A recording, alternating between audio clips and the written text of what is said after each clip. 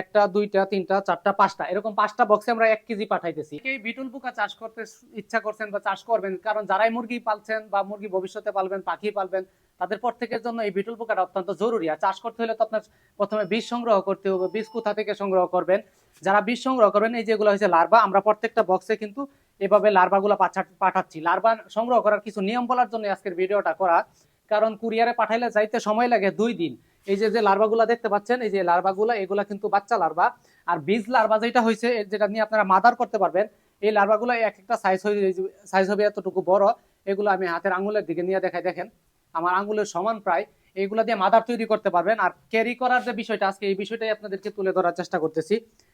এরকম ভাবে শুধু বড় জোর 1টা থেকে 2টা টুকরা দিতে পারেন। অতিরিক্ত খাবার যদি দিয়ে দেন, তাহলে খাবার থেকে কিন্তু পানি নিগৃহীত হবে, ভিজে যাবে। ভিজে যায় কিন্তু লার্ভাগুলা দেখা যায় নষ্ট হওয়ার চান্স থাকে। অল্প পরিমাণে খাবার দিবেন। আর গমের কিছু ভুসি দিয়ে দিছি।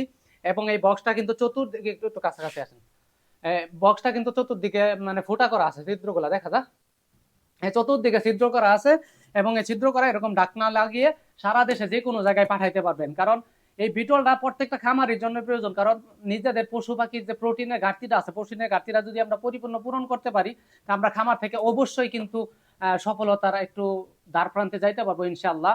আর এটাতে যেহেতু অতিরিক্ত কোনো পরিশ্রম নাই, খামারের এক কর্নারে ফালায় রাখলে চলে, সেই ক্ষেত্রে আপনারা চাইলে এটা চাষ করতে পারেন।